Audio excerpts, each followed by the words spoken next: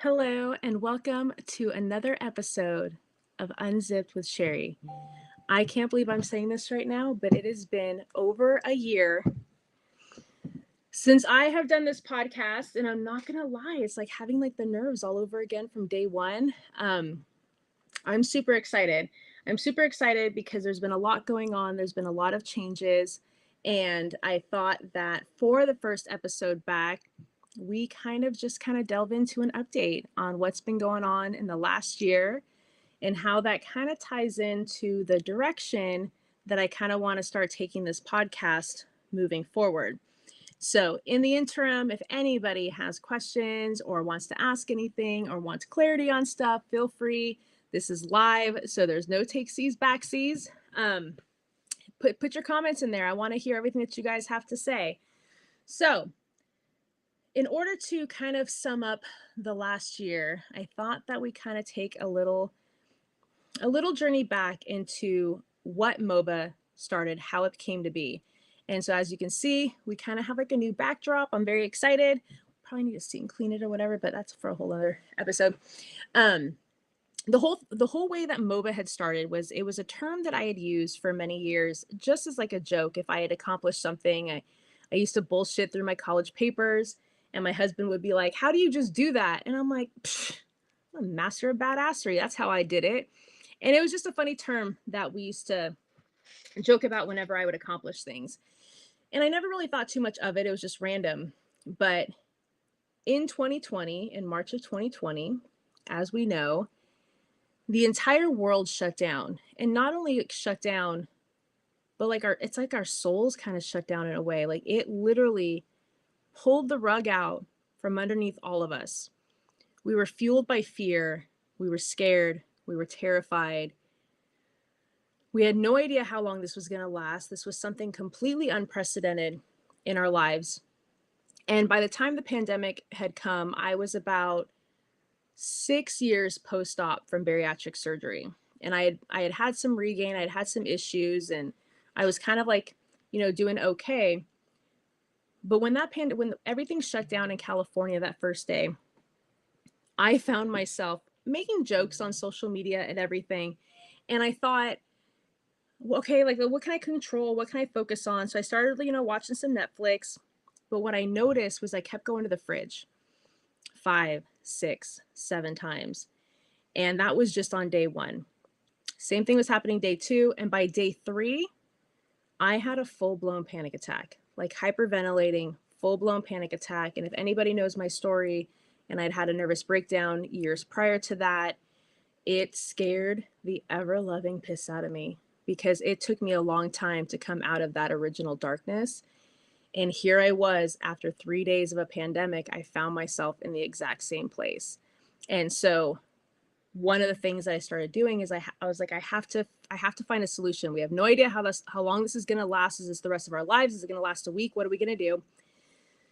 So I started trying to have a positive attitude. And every time I had to go and find toilet paper or find sanitizer or thermometers, I started asking the managers there if they were hiring at any like food store, Ralph's, Vaughn's, which you guys don't know that from California, but finally my sister-in-law was working at a Walgreens, and she was frustrated by like how rude the customers were being, and people kept calling in sick, and she was overwhelmed.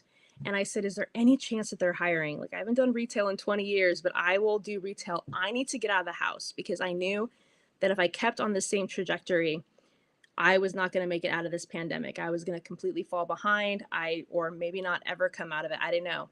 And so she got me a job at Walgreens, which, side note, I forgot how much I hate retail. And working retail in the middle of not even a national, a worldwide pandemic. And retail's already, if anybody's ever worked retail, and you deal with angry customers, it's your fault that this is happening or that is happening. But when they can't find sanitizer, and they can't find Lysol wipes, and they can't find the thermometer they need, and the last pack of toilet paper was bought by the person before them, I had never witnessed so much negativity and hatred and aggressiveness.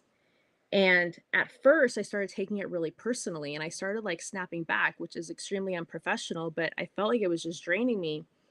And then one day I kind of stepped back and I realized they're scared. This is how they're reacting. And we all handle fear differently. We all handle stress differently. And even though I don't condone that we can treat people like garbage if we're scared or frustrated or having a bad day, I've learned over the years to empathize as to the why this happens. And so one night, after the last person had screamed at me for not having bags to bag their groceries, I said, I have two options.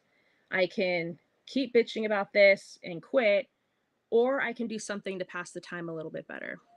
So a customer came up to the register and I was like, I have to do something different. And so I'll never forget, he was wearing his mask. He had his head down. When he came up, he wouldn't even give me direct eye contact. And anybody who knows me in person, I'm extremely bubbly. And I was like, hey, how's it going? Like, how's your night going? And he's just like, fine. And I said, look, hypothetically, everything's open. The restaurants are open. Everything's open. Where are you taking me for dinner? And he was looking down and he goes, what? And I was like, oh God, abort mission, abort mission. And I said, no, I'm going to commit to this. I said, everything's open. Hypothetically, the restaurants are open. Where are you taking me for dinner? And he actually thought about it and he said, Maria's. And I was like, oh my God, the Mexican place on this street or whatever. And he goes, yeah. He's like, they had like my favorite fajitas. And I was like, oh my God, those are my favorite. And then we started talking about Taco Tuesday and talking about the margaritas there. And the entire trajectory of the entire conversation had changed. And all of a sudden, you can't tell when somebody's smiling when they have a mask on, but you can see it in their eyes. Like his whole demeanor completely changed. And it was like for the first time, he thought there was hope. You know, there was an idea that maybe this is going to end one day and we're not always going to be like this. And so he left and he's like, have a good night. And I said, you too, like, have an amazing night. And he left. And I thought it was a fluke, but it kind of like made me smile. So I thought, you know what, let's see if this can keep going. So every single customer for the rest of the night came in and I would ask them the same question. And it was sushi places and Chinese and Italian food. And one by one, everyone's demeanor was completely changing. And all it took was to give them some kind of glimmer of hope that it's going to get better, that they can overcome this. And we might not know the how, but if we have belief that it will get better, it will truly get better. And so I came home that night, told my husband about it. And I was like, I was a master of badassery. I changed everybody's opinions that night or whatever. And everyone was in a good mood. And I actually, for the first time, worked a shift where I wasn't like cringing and angry and aggravated. I came home smiling. And he goes, you know, you should put it on a t-shirt. And I was like, yeah, I don't think anyone's going to buy it if I put it on a t-shirt. And so we did. And then by December of 2020, we launched Master of Badassery. And it was one of those things, and I've told the story before on this podcast, so I don't need to tell the whole story, but that's how it all started. And then when it wasn't going well, and I know nothing about the clothing industry, I was ready to hang it up. And then I came to TikTok, and somebody happened to see a hat on a live and commented on it. And then another person commented on it, and then somebody started placing orders. And then by January of last year, we were doing fitness challenges. We were doing plank challenges. And all of a sudden, there was this whole community of people who were just like me, who were just trying to figure out a way to be healthy and do things for them. And I was like, I'm not a professional. I've never been certified in personal training or anything, but this is stuff that I should probably be doing to strengthening my own body. Like, why not all do it together? And this whole movement started on TikTok and on social media. And all of a sudden, like, you're just meeting person after person. And it was one of the most rewarding experiences that I ever had in 2022, I think. I don't even know. I've lost track of like time frames. But what was happening then is people were expecting it. And living in California outside of Los Angeles, it was extremely expensive. And I found myself having to work multiple jobs and trying to figure out, navigating through life and the aftermath of the pandemic. A lot of us spent our credit cards on food and gas. And there was a time in California where gas was $8 a gallon to fill up our tank. It was costing me $100 to fill my tank to go maybe 250 miles. And you're just putting more and more things on the credit card just to survive. And But like on one hand, the pandemic had brought like all these amazing opportunities and friendships, but there was a lot of people that were still reeling from the aftermath on how this affected them and were relying on me to keep the momentum going, to keep the tradition alive every single month. And then all of a sudden you are asked to create brand new challenges and try to figure out like what to do. And it got extremely overwhelming, and it would get overwhelming to the point where I would take a step back and be like, look, I need to take a break from my own mental health. And what people didn't know is the amount of messages that I got from people disappointed that I wasn't going live for them and they needed me for the accountability. And I try to, be positive that like, look, we all have to motivate ourselves and do things for ourselves. But it became like this overwhelming feeling that I have to be there for everyone else. And as that was happening, I noticed that over time, my mental health kept deteriorating. And so even though the pandemic had brought this amazing high, I brought this business and we started this community, and all of these amazing things were happening. On the back burner, what people didn't know is financially, like I was struggling and things were just becoming more and more expensive and the credit cards are getting maxed out and everything was going bad. And so by the time I was doing the podcast last year,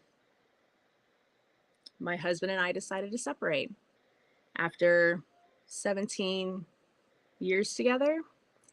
Just, I don't know if it was the weight of the aftermath of COVID or just past patterns and behaviors. And just, I think at the end of the day, I think we were just becoming different people. We just evolved into different versions of ourselves, both in good ways, but not in a way that was together.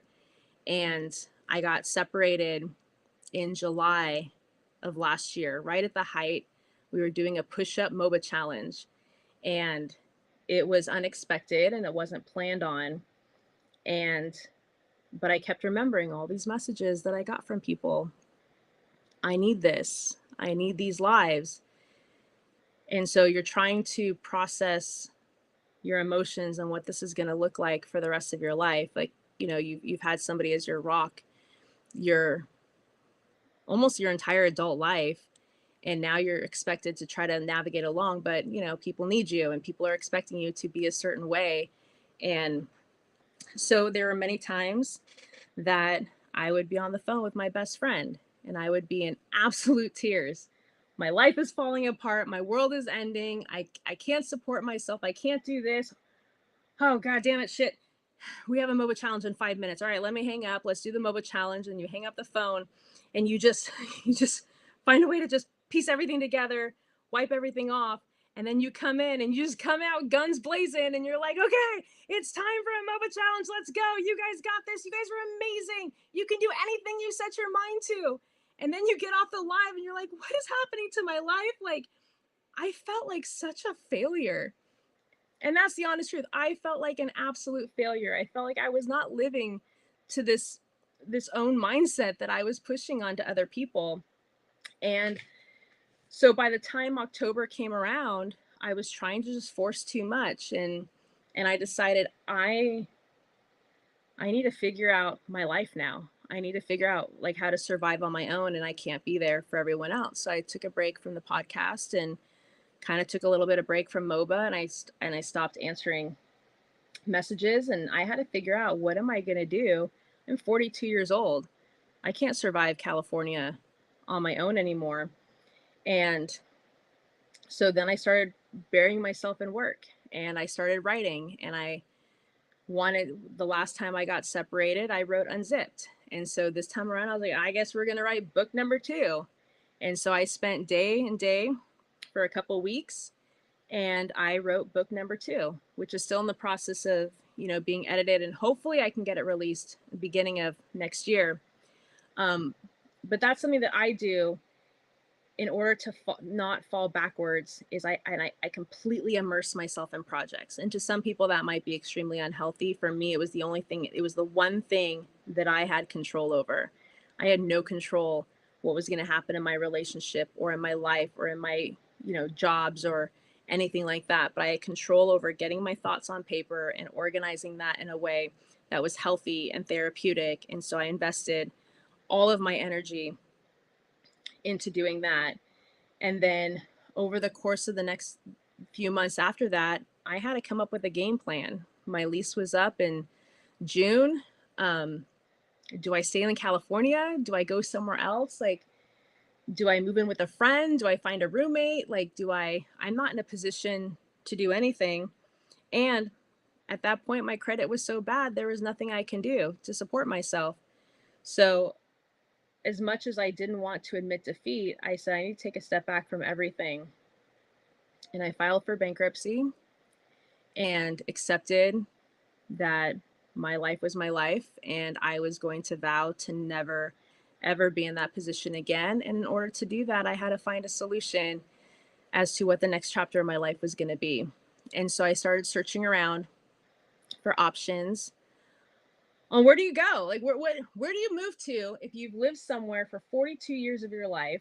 It's all you've ever known. I've been a born and raised Valley girl my whole life. And I was getting offers from friends to go to Missouri and go to Tennessee and go to Florida and go to New York. And yeah, it would be cool to live with a friend or near a friend and stuff. But how do you navigate any kind of state or city by yourself? I didn't know what that was going to entail. I was struggling just trying to function in my own city, like feeling very isolated and alone.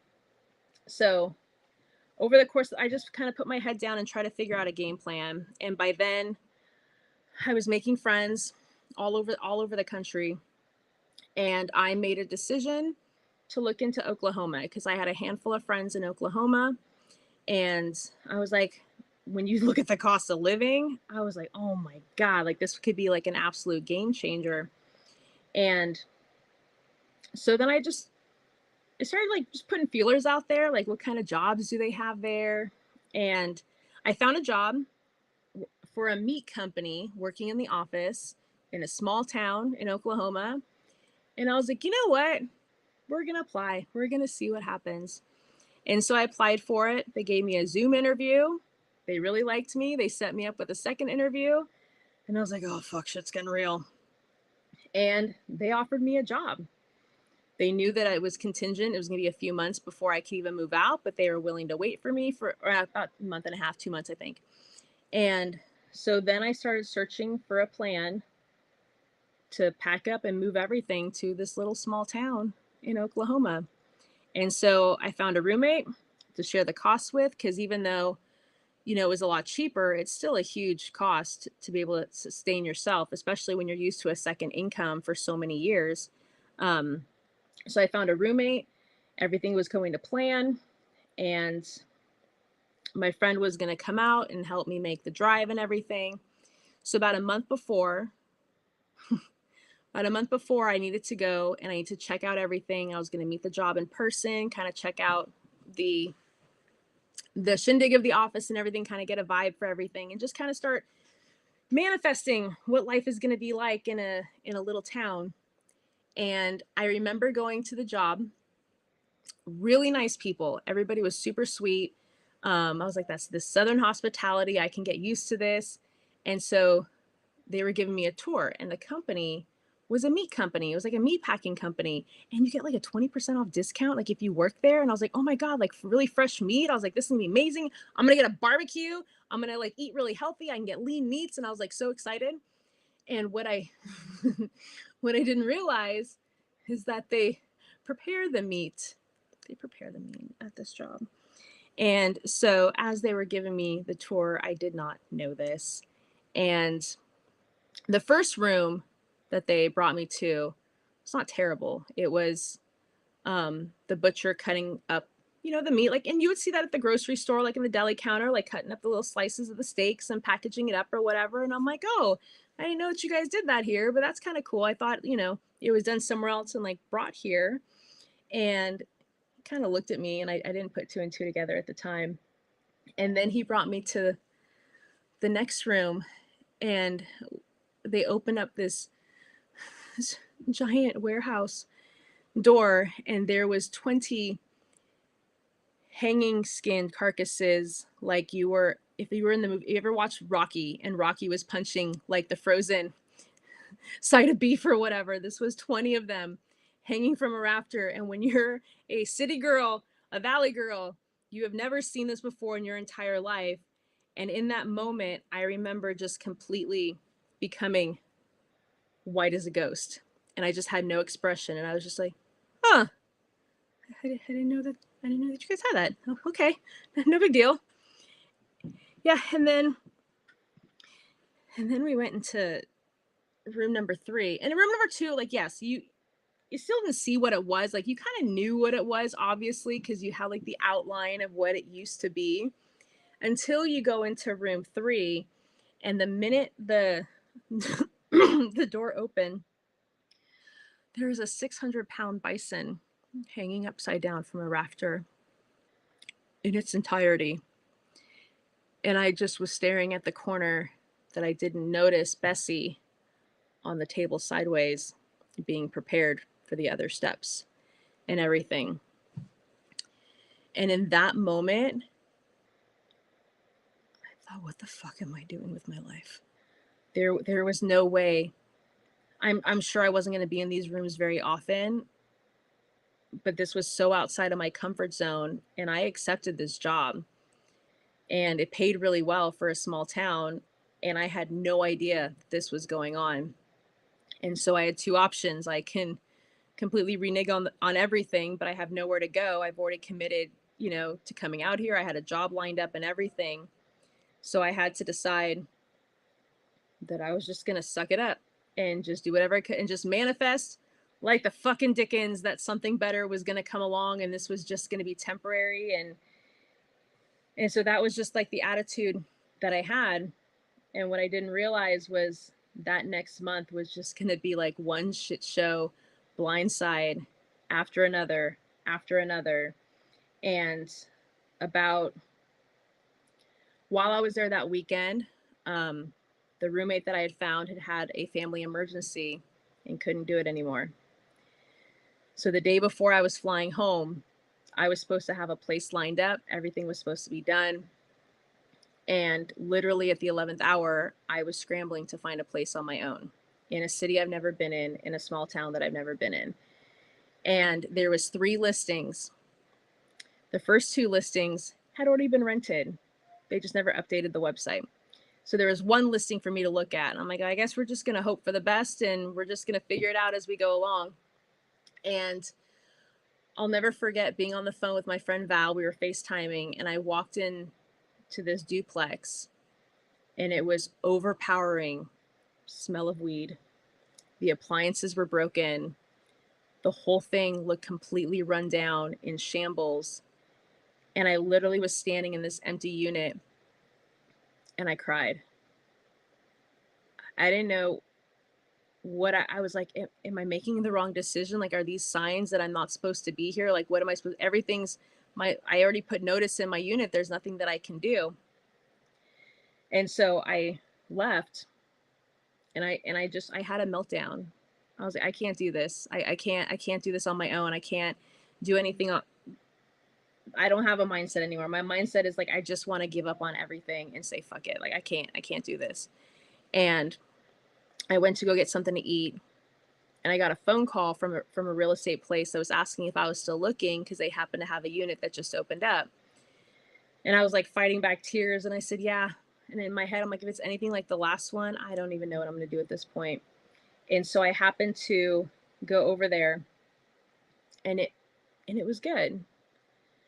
And it was spacious, and it was about the same size as I had back home, and it was a third of the cost cheaper. Actually 2/3. It was a third of the cost, of what I was paying in California. And I said, fuck it. So 11 hours or so before I flew home, I put a deposit down, and I said, whatever's going to happen is going to happen. We're just going to fucking figure it out as we go along. And so I flew home, and I had 30 days to figure everything out. And in that course of 30 days was what I thought was going to be the hardest 30 days of my life, because I found myself packing up a house full of 40 something years of memories, 18 years of memories with somebody else. And I didn't have anybody to help me do it. And in the interim, instead of having a roommate to help you with expenses and everything, I had to find a way to make the money myself. I'm in the middle of bankruptcy. I don't have money laying around. I ain't Oprah rich yet. So then I started figuring, what are my options? So I was working 3 jobs at the time. So I was taking on extra shifts. I was working overnight shifts at a hotel, sometimes until 7 o'clock in the morning. And then I would get on the phone and I would do consultations with a part-time job that I had at the time. And then I had side clients, and I was literally working 7 days a week, just whatever I could do to make as much money as I could to stockpile. Um, and then I listed everything on MOBA for sale for really cheap, as cheap as I could. And I literally would go on live, whatever free time I had, aside from packing and boxing and moving things around, I was going live and I was literally selling my soul to sell as much crap as I could to make as much money as I could so that I can hit this deadline and raise as much money as I could, because I didn't want to be one of those people who had like a GoFundMe page or anything. And it's something that I condemn people who do that. I wanted to know that I've exhausted every avenue possible. And so that's what I did. And I had to raise about $4,000. And by the end of day 30, I was able to pretty much raise just enough to literally get me there to have food and gas for the expenses. And then it was one of those things that I remember, like, the truck rental was even like a fiasco. The truck was going to cost me $3,000 to $4,000 just to have a truck, not to have movers, not to have anybody move it for you. But California was really expensive and they want to make it really hard for you to leave too. So I found a truck rental place in Las Vegas, Nevada, had a friend drive me to Vegas one morning at 7 o'clock in the morning. We drove 4.5 hours to Vegas to get a 16-foot truck and drive it back 5.5 hours to then load it up 2 nights before I had to leave. And about in the middle of all of this, my friend who was supposed to come and help me move had said that it might be impossible because of their situation. They weren't going to be able to come down. And now I was faced, how the hell am I going to drive a 16-foot truck towing my car 1,200 miles in uncertainty? And I didn't think it was possible to have as many meltdowns as you can have. And this is not even including the fact that you're saying goodbye to a relationship that is been the strongest relationship you've ever had, somebody who's been your total rock. And you don't even have time to grieve that. Like, you're literally just stuck in the middle of this chaos and trying to figure out a solution or a way out. And now you're being told there's a good possibility that you're going to have to do this 100% on your own. And so I had a couple friends that were reaching out, trying to book flights and trying to do whatever they could to come and help me. And I said, look, at this point, I'm already invested. There's nothing I can do. So I'm going to drive this fucking truck, this 16-foot truck, 1,200 miles. And if it takes me 5 days to do it, and I have to stop every hour to have a meltdown or have a panic attack or whatever, I said, I have come this far. I have done everything physically. I'm going to get to that finish line, and I don't care what it takes. And I was mentally preparing myself to do this entire thing by myself. And luckily, once again, at the 11th hour, my friend was able to come down and make that drive with me. Thank God. I would have done it. I didn't want to do it or whatever. But that was that's the way that I've always approached everything. Is I don't have control. This pandemic taught me a lot. We have zero control over what happens. Like, sometimes other people can control our narratives or the trajectory that we're going on. Jobs can change, family member dynamics can change, relationships can change, and sometimes we have absolutely no control over it. And so the thing that I've always strived to have is the mindset to always be adaptable. No matter what the situation is, there's always a solution. And they say that 2 + 2 always equals 4. Sometimes 2 + 2 doesn't always equal 4. Sometimes it's 1.9 + 3, whatever the case may be. Like, sometimes it's not always black and white. And if you can open yourself up to being able to look at other variables and other solutions and other avenues, there will always be a way out of your current situation. Sometimes you just don't know the how it's going to happen. But sometimes you have to lean on help, ask other people for advice and tips and tricks or whatever the case may be. But I knew at this point, there was no turning back. I was invested. So I was going to do whatever was humanly possible to go and do this. And one of the things that happened about 2 weeks before I left, is one of my part-time jobs, it was remote. They found out that I got a full-time job, and I had warned them. I said, I need something concrete. It was a commission only job. And I was like, I need something concrete. I am now responsible for myself, and I'm going to have to pay my own bills and everything. And I don't know.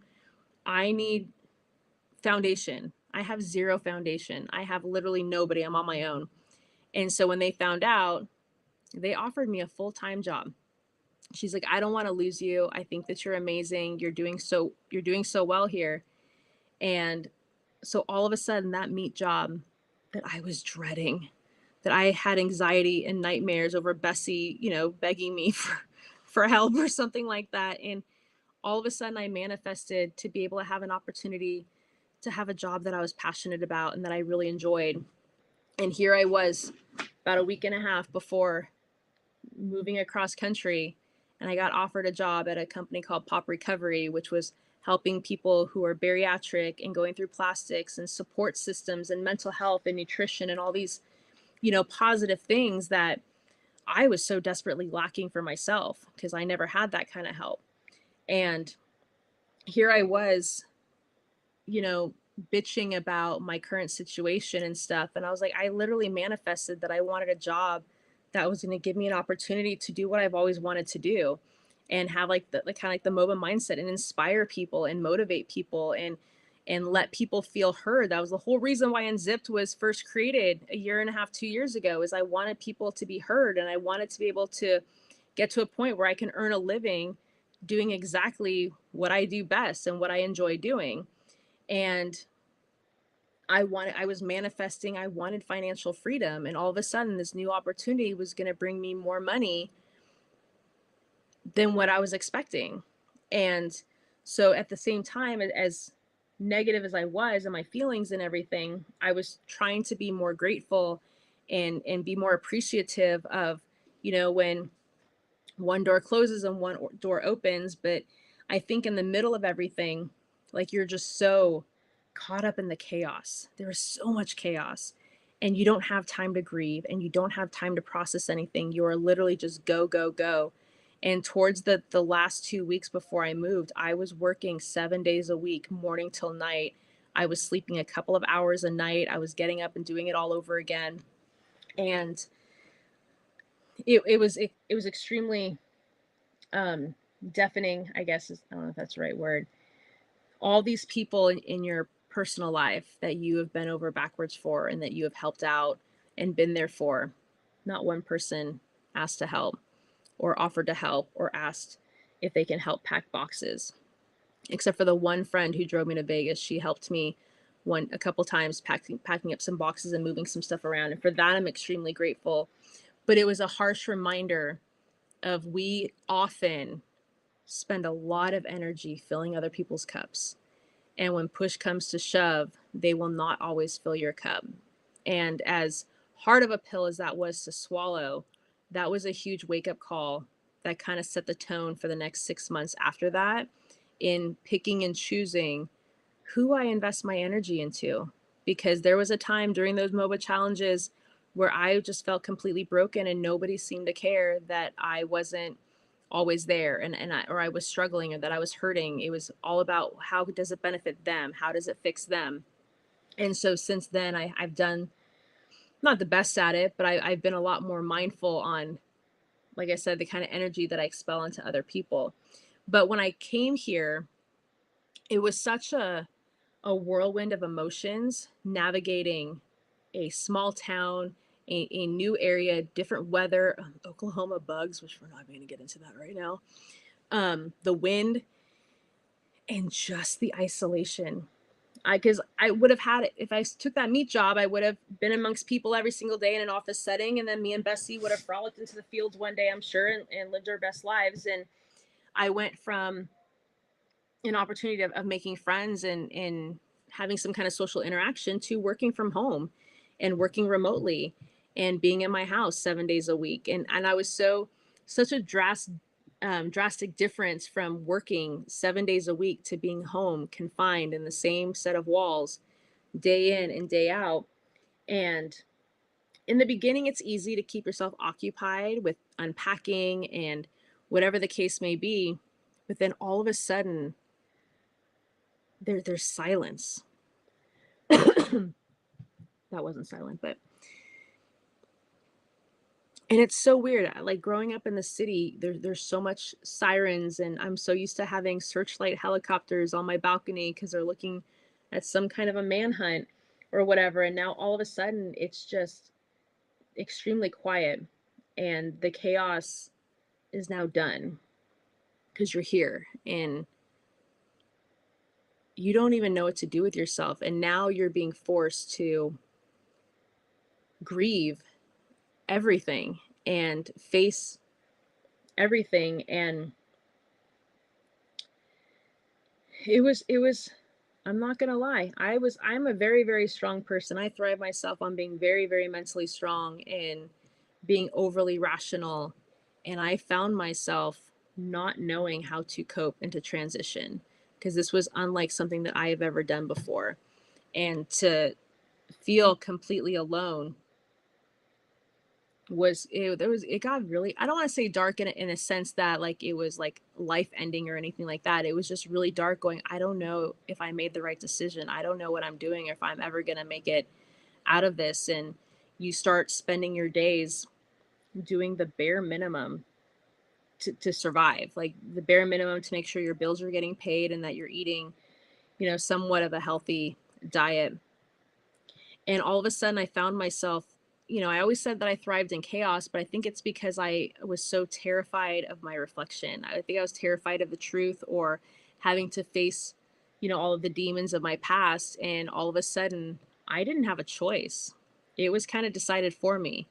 And I was forced to look in this reflection all of a sudden and figure out a solution. And so I found myself, there was a pond here about 5 minutes away. And one night I drove to the pond and I brought my computer and I literally had a full blown meltdown.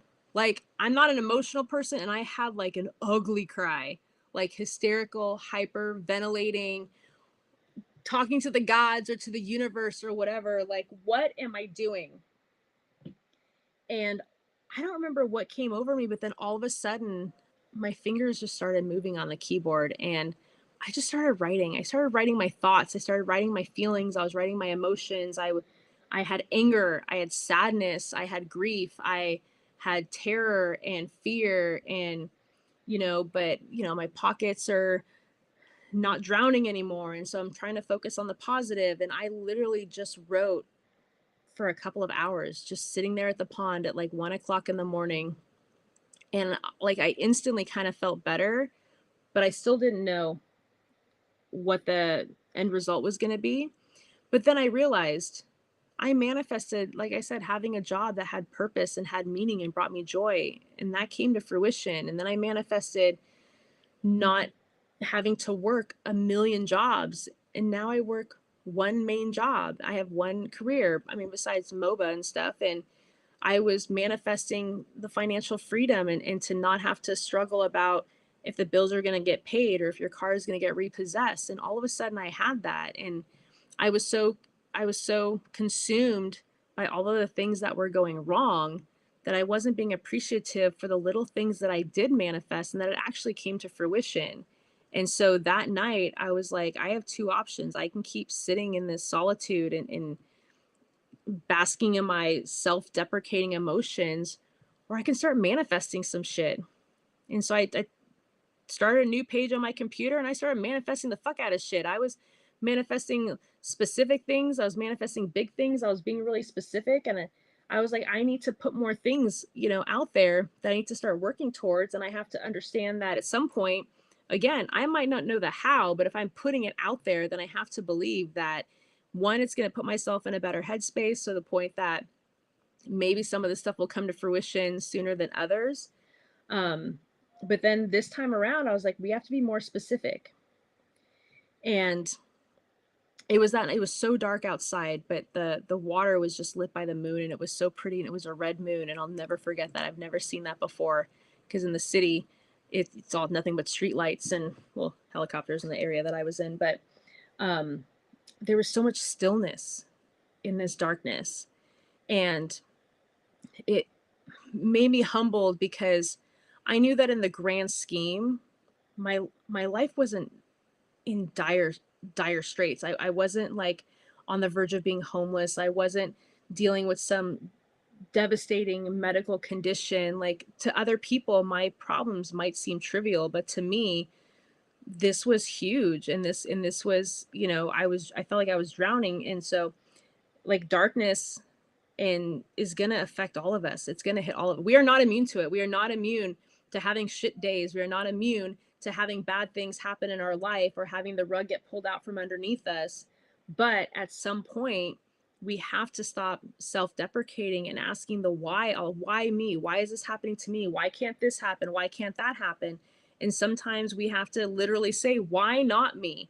Why not give me an opportunity to see what I'm truly capable of and how strong I can be? And if I can come out of this, then I can fucking come out of anything. And yes, it might be dark right now, but I'm the one who can light the candle. I'm the one who has the spark. I'm the one who can decide when the fire's coming on and coming off. And some days the flame might not burn very bright, but if it's always burning, then you're always warming yourself up and you're moving in the right direction. And so since then, I have just completely started changing my mindset again. And I wanted to get back to who Sherry was before all of this happened, and getting back to the person I did the 75 hard. Like, this is not, I can, if I set my mind to something, I can accomplish fucking anything that I see. Don't tell me I can't do something. My sole purpose in life is to prove you wrong at that point. So now it's I was so used to always focusing on the chaos and trying to, it was a game to me. The more hectic it got, the more bullshit that was being thrown at me. It became a game. Like, how can I get out of this and stuff? And that caused a lot of detrimental harm down the road. And in this transition, it forced me into solitude. And I don't do well with solitude, but it forced me to face my demons. It forced me to face my past relationships. It forced me to face, the mistakes that I have made in my past, whether it was in relationships or how I treated myself or how I treated other people. And it forced me to face who I was, who I am, who I became, and who I will become. And I realized that it was time that I had to face my reflection and accept what my current reality is. And it's okay to accept your reality, but not accept what the outcome is going to be. And we have the control over what the outcome is going to be. Again, we might not know the how. We have the control if we're willing to fight for it and willing to go after what we seek. And I realize that when we have this shift in a mindset, we will have a major shift in our life. And that's what it boils down to. And so that's why I wholeheartedly believe in MOBA, and I believe in the idea of mindset and everything. And I know that I feel like what's interesting is in the last couple years specifically, I see a lot more posts, comments, um, content about mindset, and which is just funny that it's just ironic. Or maybe it's one of those things like I've talked about, when you go out and buy a new car and you go out and buy a Subaru, and then all of a sudden you see Subarus out there and you're like, oh my God, all these people bought Subarus because of me. No, motherfucker, they didn't buy Subarus because of you. You're just noticing Subarus because you now have one, and now you're noticing a lot more of the same thing. And maybe it's because I started changing and having this full faith and mindset. I started like seeing all of these different um, things about mindset. And so one of the things that I wanted to do differently for this podcast moving forward is I want to focus on mindset. I have nothing against bariatric. Bariatric surgery completely changed my life for the good and the bad in different ways. But in the end, I am who I am because of everything in my past, which includes bariatric surgery. And so, but after a while, it's a lot of the same stories. We all have the same struggles and stuff. And I wanted to grow from that. I don't want to feel pigeonholed by just catering to a specific type of person. Because it's one thing, yes, we can all relate to weight issues and self-esteem and body dysmorphia and all that stuff, but what are we doing after that? What are we doing with ourselves now that we've had this life-changing surgery or any kind of life-changing transformation? What's next? I'm 10 years out. I am no longer a bariatric person. I am just Sherry. And that's it. Like, yeah, I might have some restrictions on what I can eat, but I can easily consume pretty much any kind of food that I could have eaten before my surgery 10 years ago. And so I wanted to shift the dynamic to focusing on personal interest stories and other people who need to be heard, who have overcome amazing feats outside of weight loss or outside of the fitness regimen, but people who've overcome cancer, people who've overcome, devastating stuff in their lives. And I know that for me, some people might look at my story and be like, you're bitching about that. Like, try walking in my shoes. Maybe I don't want to walk in your shoes, but for my shoes compared to my lifestyle and what I grew up with, this was huge for me. This was a massive change. And so, any story of overcoming anything will always be relatable to somebody. It doesn't matter how big or small. There are times where I almost feel guilty for being upset with my situation because I met somebody else whose situation was far worse. And then there's other times where I can easily in my head go, wait, you're bitching about that? Okay, let me tell you a fucking story about the time I got a meat job. Like there's always something that we can compare to, but all of these stories, whether to some people they're big or small, will always be relatable to somebody else. So what I wanted to do in a way that I kind of wanted to end this episode is I kind of wanted to talk about the difference and what mindset is and what is that defined by and the difference between fixed mindset and growth mindset. And I know that Beth in the comments, she talks a lot about growth mindset. And so the idea of mindset is like this underlying belief and attitude that it kind of shapes how we approach situations. It's how we approach challenges, how we can learn from it and grow from it. And then I had done some research. It was actually popularized, the idea of mindset was popularized by a psychologist named Carol Dweck, who he or she, I actually don't know, differentiated between a fixed mindset and a growth mindset. And a fixed mindset is a belief that abilities and intelligence are static traits, and that people with a fixed mindset often will avoid challenges, give up easily, feel threatened by others' success, as they believe their skills cannot improve significantly. I see this all the time in the bariatric community specifically, but I see it in a lot of people in general, that you just don't genuinely believe that you have the ability of doing better. And you're so comfortable in the mediocrity that you've had because you're afraid of trying anything and failing at it. So it's easy to stay stagnant. And as long as you're comfortable and you don't want to grow from that.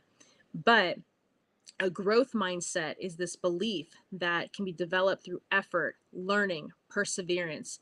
We're more likely to embrace challenges, persist in the face of setbacks, and view criticism as an opportunity to learn. Anybody that knows me, I tell people I can handle criticism. I might not enjoy it, or I might not appreciate it, or sometimes I might not want to stomach it or admit to it, but I will always listen.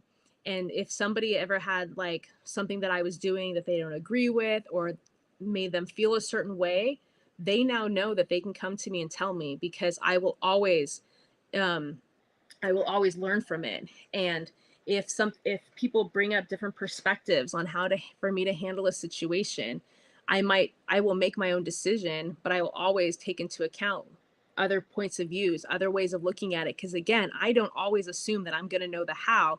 Somebody else's suggestion might lead me to that how. So I always try to keep an open mind on how to do that. And so when it comes to a fixed mindset, the beliefs, what I wrote down is individuals believe that their intelligence and talents are predetermined and unchangeable. They avoid challenges, like I said, they feel threatened by others. They often see effort as fruitless. What's the point? This mindset can lead to a lack of motivation, reduced resilience, and a tendency to give up when faced with obstacles. And that was me when I was younger. Like, I always gave up when things seemed to be too hard. Whereas in a growth mindset, People believe that abilities can be developed through dedication and hard work. And I'm a firm believer, I believe that wholeheartedly. It might be harder for some. You might have to work harder at it, but the more work you put into it, the more successful you are going to be in conquering that feat or whatever thing challenge is standing in your way. Like I said, we with a growth mindset will embrace challenges, we will persist through difficulties, and we will view efforts as a pathway to becoming a master of fucking badassery. And that's what we do. And that's something that I try to instill as much as I can, is if you have the belief that you can do it, you can 100% achieve it. It's all about the kind of mindset that you have. And I always want to encourage a growth mindset, because if we're not, life is ever changing. Like I said, this pandemic has showed us that anything can change at any given moment in time.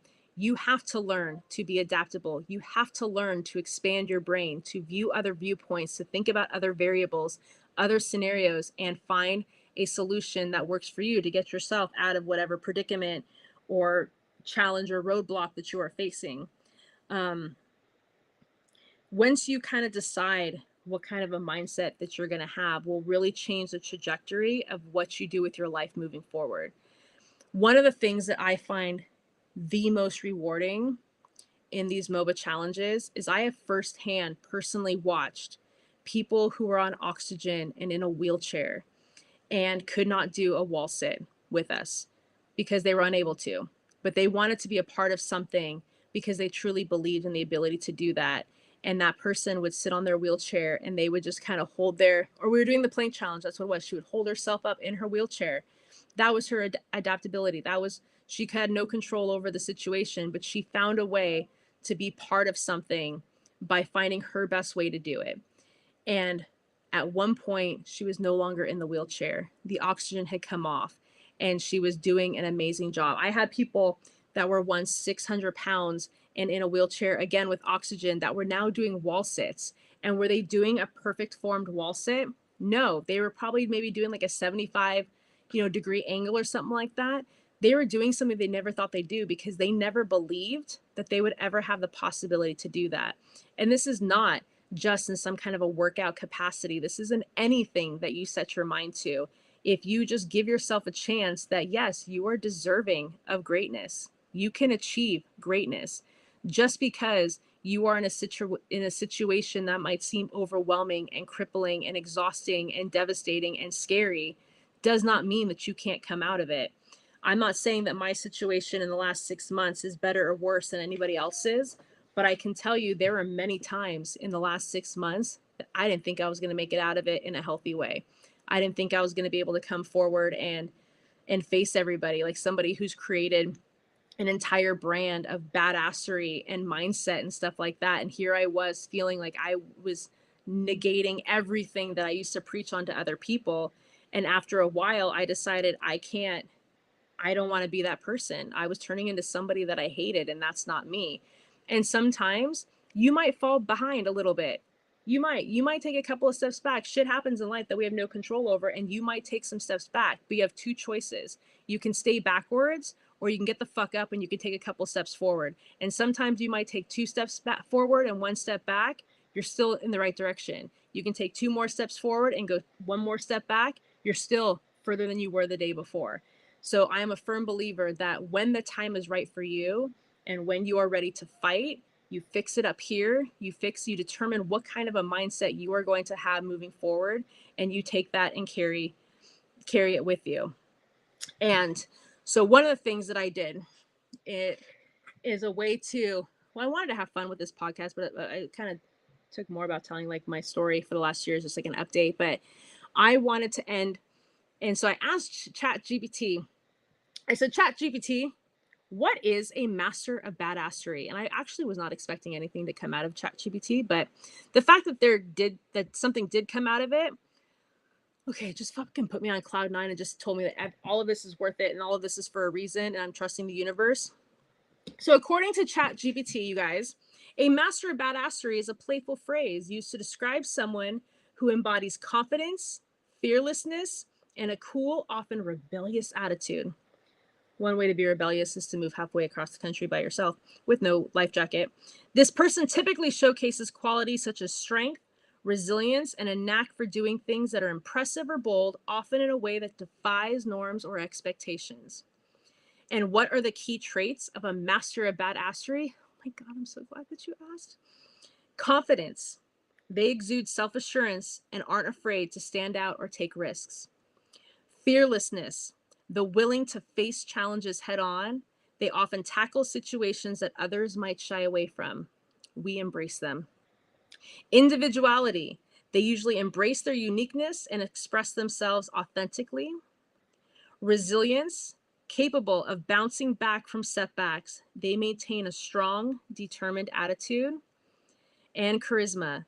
Their presence often draws others in, making them natural leaders or influencers.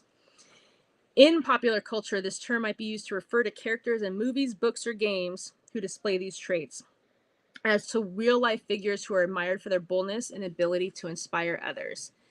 One of the things that we have put on one of our MOBA shirts is to be inspired by the person in front of you, so that you can turn around and motivate the person behind you. I want this. AI understood the assignment 100%. I did type in MOBA, but that came up with something different, so I couldn't use that.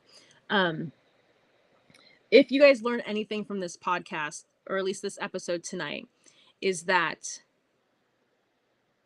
it will always get better as long as you want it to get better. If you don't have the drive to push forward, you're not going to push forward.